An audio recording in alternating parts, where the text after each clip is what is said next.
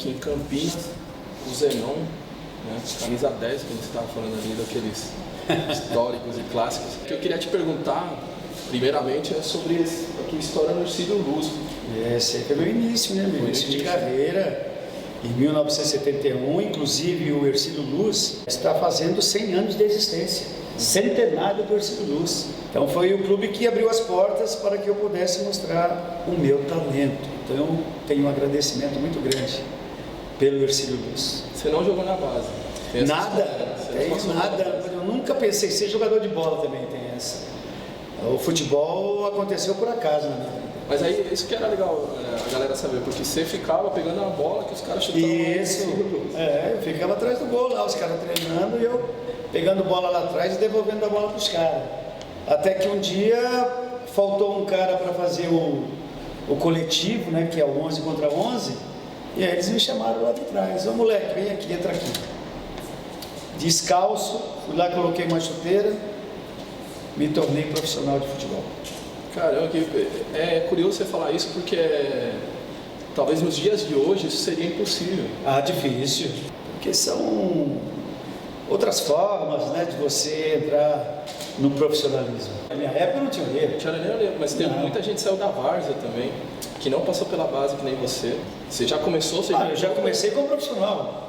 Não teve? Não teve. Do joguinho da rua, do pé descalço. Primeiro semestre eu estava jogando de pé descalço. Segundo semestre eu estava de chuteira no pé, jogando pelo profissional do Ercílio Luz. Cara, é um negócio muito louco, cara. Naquele primeiro treino que eles me chamaram, eles me colocaram de ponta direita. De ponta direita, ali, os caras já viram a minha qualidade, o treinador, né? Falou, ó, volta amanhã. Eu falei, que volta amanhã, meu? Eu tenho que trabalhar. eu tenho que trabalhar, tenho que ganhar meu dinheirinho lá, pô. Né? E ele, não, volta que você vai fazer um contrato aqui com a gente vai te pagar aí uns 50 reais por mês. Eu falei, vocês vão pagar? Então eu venho. Se vocês me pagarem, eu venho. E foi o que aconteceu. No outro dia eu já estava como profissional de futebol. Porque tinha muita gente ali que jogava, mas trabalhava também. Sim, a maioria trabalhava. A maioria, 90% trabalhava. E as empresas liberavam esses atletas após as 16 horas para eles realizarem o treinamento. Você trabalhava do que na época? Cara, eu fui tudo, né? Eu catei osso, catei lata, catei o que tivesse na rua para arrumar um dinheiro. Aí depois eu fui tentar a carreira de sonoplasta numa rádio lá de Tubarão, isso com 15, 16 anos. Né? Depois tentei seguir a carreira do meu pai de farmacêutico, entrei numa farmácia também, mas não deu certo. E estudando, jamais larguei o estudo na minha vida, jamais. Estudo para mim sempre foi prioridade. Continua estudando mesmo depois sendo profissional? Você continua? Sim, eu entrei na faculdade de Educação Física na UFSC, em Santa Catarina, e acabei o curso aqui no Guarani, aqui em Campinas, na PUC. Dizendo, aí você chega do Avaí, você chega no Guarani. No Guarani. Eu chego em 76 também, olha, vou te falar, é um negócio meio estranho, porque, como eu falei, eu fazia Educação Física, e Educação Física lá na UFSC, em Florianópolis, era período integral. O meu preparador físico me deixava um planinho de trabalho para eu realizar quando eu saísse da faculdade. E num dia desses, eu estava lá treinando sozinho, apareceu o Guarani para fazer um treinamento lá, porque eles iriam enfrentar o Figueirense no outro dia, no Campeonato Brasileiro. E aí eles foram fazer o treino recreativo. E aí eles me viram correndo lá, fazendo um treinamento físico e tal, me convidaram para participar do treino deles. Eu entrei. Ali começou o namoro do Guarani comigo. Os caras não te viram, então, jogando no Avaí? No Avaí não me viram. Você estava no lugar certo. Ouviram falar, porque os 4 anos que eu fiquei, né, em Santa Catarina, foram 4 anos que eu tive destaque. Eu sempre fui escolhido o melhor jogador da posição todo ano, entendeu? E aí fui bicampeão catarinense com o Avaí. O primeiro campeonato brasileiro do Avaí, eu estava lá e fui o primeiro jogador a fazer o primeiro gol do Avaí em Campeonato Brasileiro e disputei um torneio chamado Copa Atlântico Sul, que jogava os times da Argentina, do Uruguai, Rio Grande do Sul, Santa Catarina e do Paraná. E num desses jogos que a gente estava jogando contra o Nacional de Montevidéu, Nacional de Manga, goleiro Manga, no estádio do Marcílio Dias em Itajaí, estava lá uma pessoa, celebridade, Chico Anísio. No final do jogo ele ligou para o pessoal do Palmeiras para irem me contratar. Os caras do Palmeiras não acreditaram nele. Foi a primeira sede que eu tive de um grande clube foi através do Chico Anísio, que ele me indicou para o Palmeiras. Só que os caras não acreditaram no meu futebol e não foram lá. Depois se arrependeram, hein? Não sei. Não sei se se arrependeram. Eu sei que eu fui o carrasco deles, do Palmeiras, durante o meu tempo de Guarani e no meu tempo de Corinthians também. Curioso, você estava de novo no lugar certo, não era certo. Para você ver como é que é as coisas aconteceram tudo naturalmente para mim, na realidade. E eu agradeço muito a Deus, porque acho que foi ele teve uma participação muito importante na minha vida. Deus, né? Me protegendo e me dando esse dom de saber jogar futebol. Aí faz um negócio com o Avaí, né? O Guarani. Mas a primeira exigência que eu fiz foi a minha transferência de faculdade da UFSC para a PUC de Campinas. Primeira coisa, sem discutir dinheiro. Falei, se vocês conseguirem a minha transferência para lá, a gente depois conversa sobre dinheiro. E eles conseguiram, a gente conversou sobre dinheiro e eu acabei acertando com o Guarani, isso em janeiro de 1976. Tá, como é que começa a construção desse Guarani, que depois seria campeão em 78? Né? O Guarani era um clube de porte médio, né? Na realidade. Participava apenas dos campeonatos brasileiros, apenas participava, jamais competia de igual para igual. O time de 78 ele foi montado no segundo semestre de 77. Vieram jogadores juntamente com garotos oriundos das categorias de base. Eram titulares 5 garotos vindos da categoria de base. Renato, Miranda, Mauro, Manguinha, Gersinho, falecido Adriano, Careca, olha só. Então foi montado assim. E onde que você, em 78 você começa a ver, vocês começam a acreditar já assim de que dá para disputar esse negócio, dá para chegar na... Olha, eu diria que o divisor de águas foi na partida contra o Internacional de Porto Alegre. Essa foi a partida chave para que nós crescêssemos dentro da competição e adquirisse toda a confiança necessária para brigar de igual para igual com os próximos adversários. Então essa partida contra o Inter foi impecável. Na realidade nós demos uma aula do futebol para o Internacional de Falcão Caçapado Batista.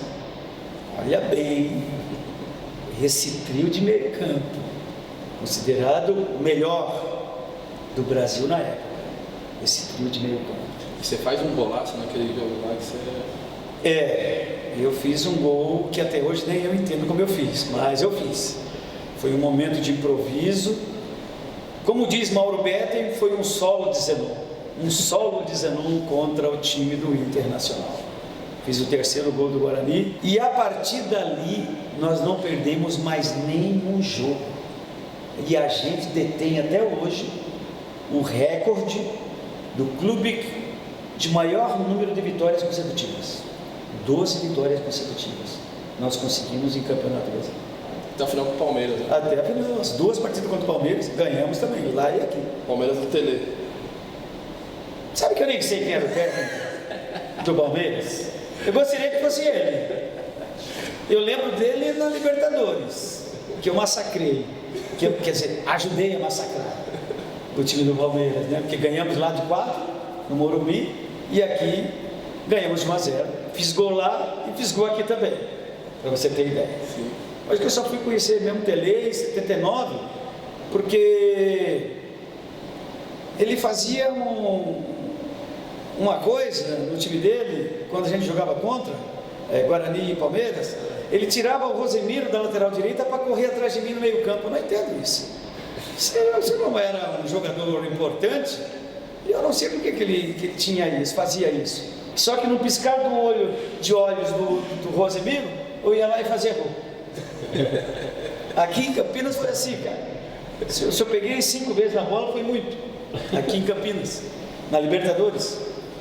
Aí eu bati uma falta, o Gilmar colocou para escanteio, e aí eu falei, nem vou ficar lá próximo da área, que o Rosemiro vai colar em mim que nem um carrapato. Aí eu fui lá pro meio campo, fiquei lá no grande círculo, lá. A hora que o Bozó correu para bater o escanteio, eu saí do meio campo e peguei o Rosemiro desapercebido. A defesa tirou de cabeça, eu vim de trás e peguei de primeira. 1-0 para nós. Ganhamos 1-0.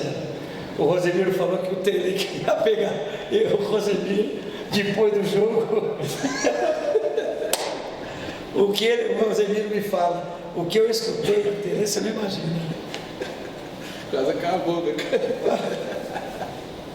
Então, era um negócio meio estranho, né?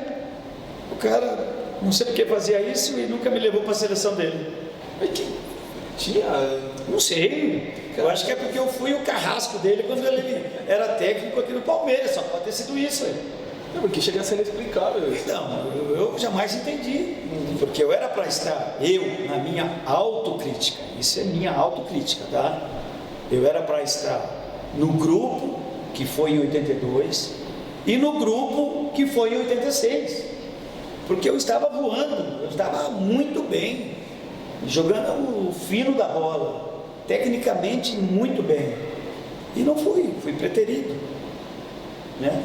Não tive essa preferência dele. E tinha um lugar para você ali, inclusive, porque você estava no auge. Eu acho que tinha, porque nenhum jogador assim da seleção, daquele grupo, né, que era fantástico, aquele grupo da seleção brasileira, o de 82,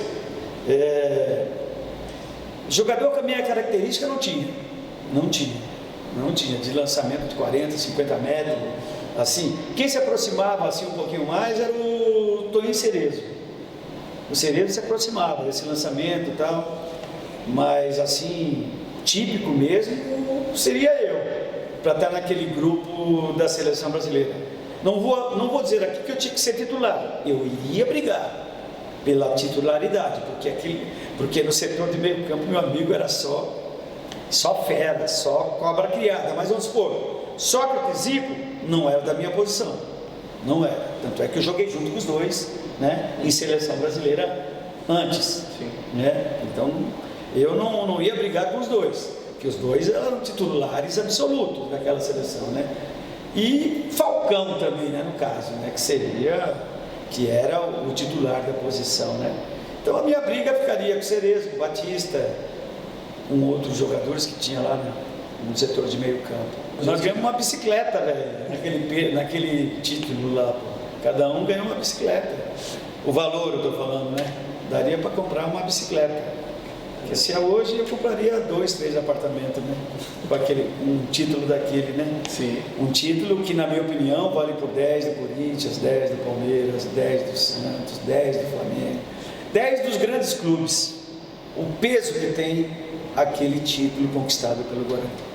Dali você vai para a Arábia Saudita. Dali eu fui negociado com a Arábia Saudita. Estava na época, né, da Arábia buscar jogador aqui, né? Sim. Então o primeiro aí foi o Rivelino. Que por sinal fez um sucesso danado lá, né? Horrível. Jogou muito o Rivelino lá. E aí eu fiquei 1 ano na Arábia Saudita. Ficou 1 ano e aí foi o seu Vicente Mateus. Foi te buscar lá na Arábia Saudita. Né? Foi. Quando eu chego num treino, né? Cheguei num treino lá do meu time do Al-Arli de Jeddah. Chego em casa lá, tá lá aquele velhinho no meu sofá. Eu falei, eu conheço esse homem aqui, ué. Aí, gente, eu conheço, porque eu não sabia que o Corinthians ia lá me contratar. Ele olhou, arruma as malas que nós estamos indo embora. Eu falei, mas peraí, como assim estamos indo embora? Já acertei o contrato com a tua mulher aqui e não aguento mais ficar aqui nessa cidade. Vamos amanhã embora. Eu falei, tá bom. Ué, nem discuti contrato, não discuti nada. Nada. Eu só vim discutir aqui no Brasil o contrato do Vicente Matheus. Caramba. Assim. Aí ele falou, ó, eu tenho isso para te dar. Eu falei, tá bom demais, vamos, tranquilo, sem problema. Você sai daquele timaço Guarani e chega na democracia corintiana aqui. Como é que é jogar naquele time? Bom, eu tenho isso comigo, que o sonho de todo atleta de futebol é ter uma passagem pelo Corinthians.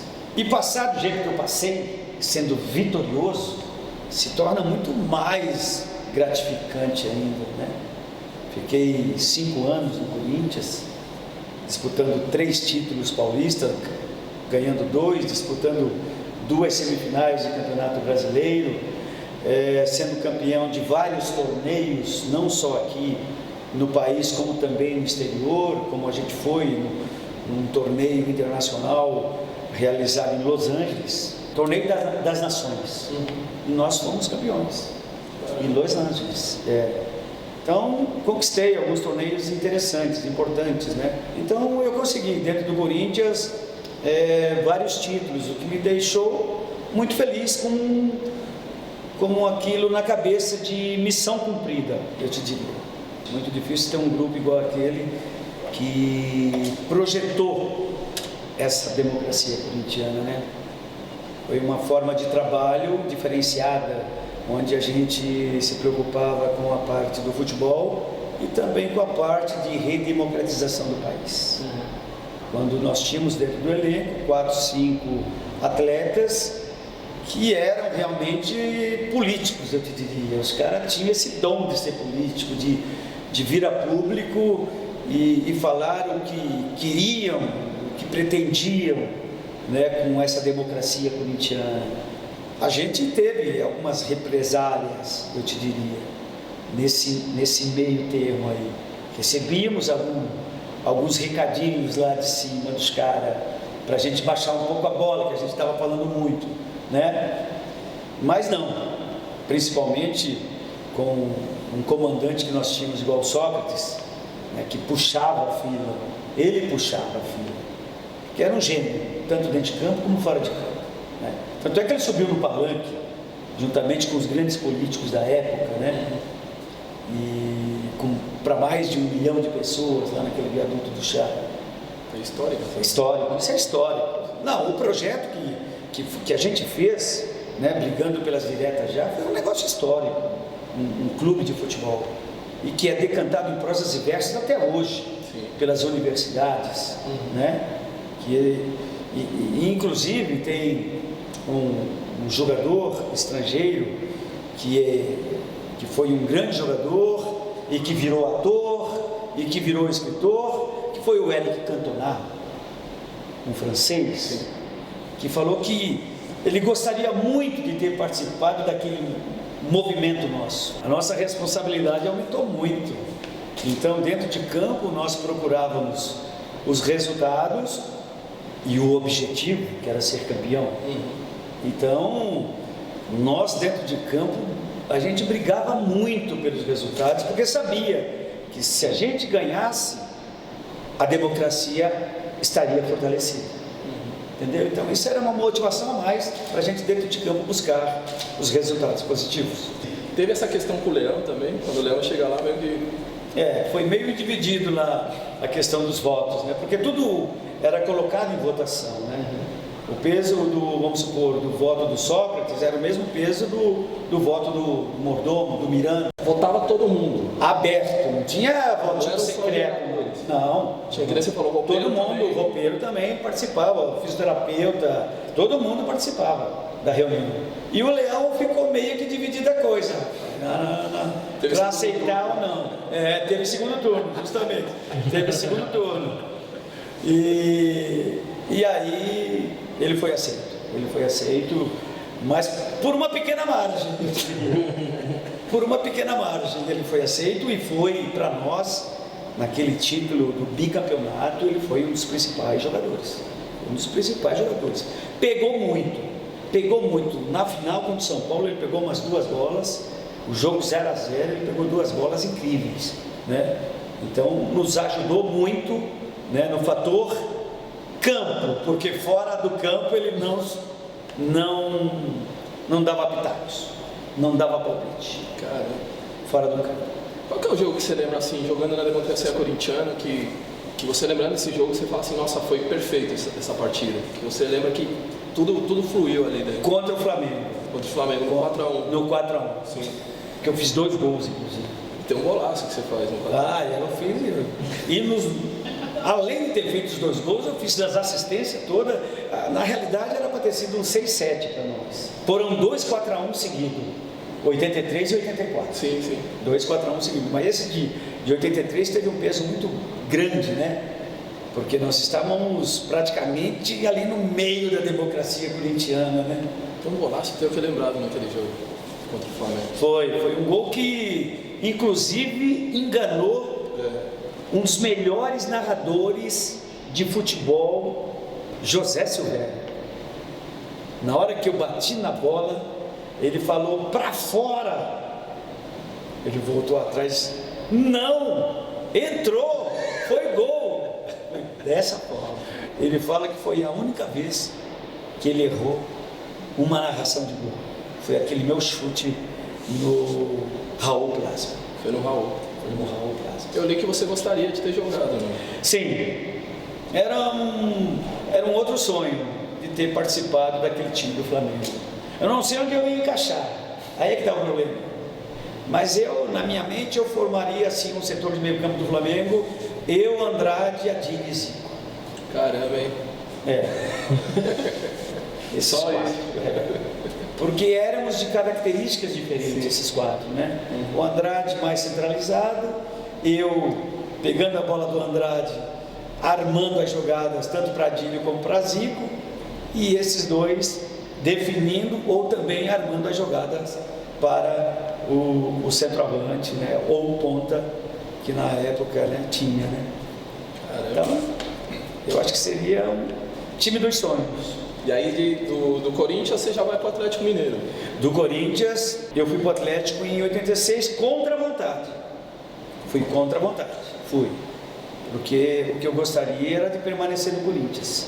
Mas chegou um técnico lá que desmanchou aquele time de 85 e nessa o Corinthians me negociou com o Atlético Mineiro.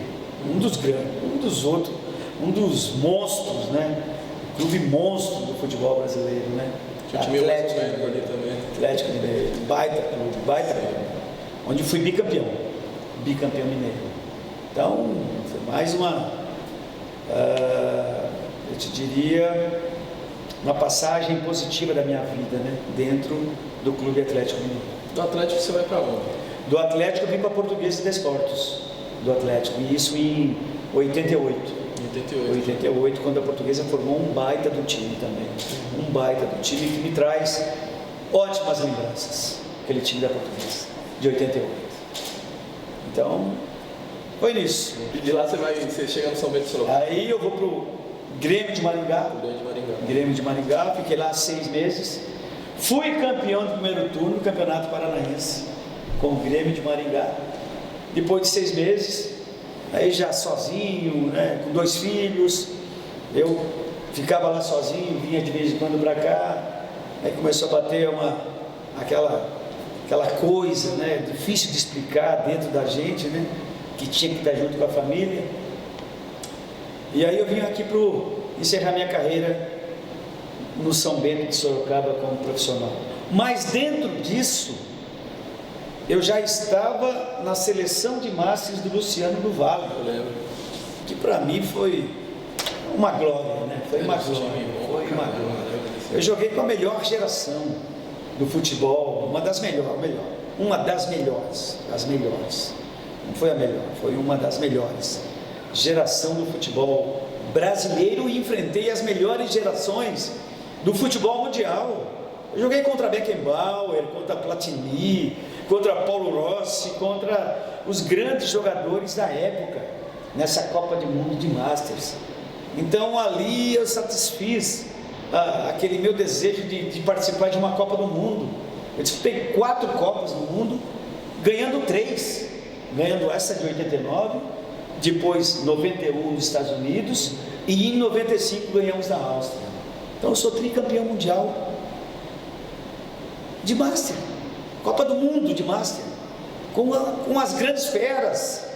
Olha, quando se juntava aquela turma no hotel, que a gente praticamente ficava tudo junto, virava uma selva aquele hotel, de tantas feras que tinham no hotel, cara. Então, como foi para você parar de jogar? Você chega a... Eu não parei de jogar, eu jogo até hoje. Do profissional? Não tive esse problema, não tive nada, não tive problema nenhum, não tive... Eu posso dizer que eu ainda me considero um profissional de bola, porque eu jogo bola ainda até hoje, pra você ter ideia. Então eu não sei te dizer o que esses caras sentem quando param. Eu não sei te dizer, porque eu não tive esse sentimento de parar de jogar bola. Então não posso te falar o que o cara sente quando para de jogar bola. Uma coisa eu falo, uma coisa eu dou recado aqui para eles que estão parando de jogar bola. Se preparem para parar. Não deixem que os clubes fechem as portas para vocês. Vocês peguem a chave e fechem a porta, para não ter problemas. Então não deixe jamais os clubes fecharem as portas para vocês. É isso que eu falo para vocês que estão parando aí de jogar bola. Você falou que antigamente tinha essa questão de você saber identificar quem eram os 10 de cada time. Sim. Você falava o nome e a galera já sabia, esse é o 10, Sim. esse é o 10. Sim. E você fez parte de toda aquela geração de uma leva, fabricava 10 praticamente, e todo mês surgiu um 10 ali. Sim. O que você acha que dá essa sequia hoje, o futebol de hoje? Principalmente o futebol brasileiro, que fabricou tanto camisa 10. Não dá para entender o porquê que sumiram aqueles camisa 10, né, que tinham a característica de ser o grande pensador do time. Eu não sei se foi essa forma que trouxeram para o Brasil de novos treinamentos, de dividirem o campo em 4 e dentro desses quadrantes eles realizarem os treinos, só tic-tac, ninguém consegue hoje fazer um lançamento de 40, 50 metros, deixar o companheiro na cara do gol. Isso é o que mais tinha no nosso tempo, entendeu? Vamos supor, eu peguei como exemplo para mim, eu peguei Ribeirinho e peguei Gerson como meus espelhos, porque eu vi o Gerson atuar na Copa de 70, Deus do céu, os lançamentos que ele fez para Pelé, para Jairzinho, né? Já definindo jogadas, né? Todo clube tinha um camisa 10, o camisa 10 era diferenciado, todo time, o camisa 10 era o cara do time, entendeu? Dando seguimento àquilo que Pelé deixou. Antigamente se valorizava essa questão do futebol bem jogado, bem vistoso, né? Sim, sim. A gente, inclusive nossos esquemas eram diferentes do que é hoje, né? A gente jogava praticamente num 4-2-4 ou num 4-3-3, muito mais agressivo do que defensivo, né? Diferentemente de hoje, como você acabou de falar, que hoje os times, a primeira opção é não tomar gol. Então, a gente está sem bola, vamos lá, vamos todo mundo para trás, vamos fazer a nossa casinha, congestionar tudo e não deixar os caras fazer gol. São coisas que não dá para você entender. Sim. Qual que é o 10 então no Brasil que você vê hoje e fala, nossa, esse 10 eu gosto de ver jogar? Tem algum nessa? O Jadson é um cara que eu gosto de ver jogar. O Jadson você gosta de ver jogar? O Jadson. É um cara que eu gosto de ver porque é inteligente para jogar, dificilmente ele erra passes, né?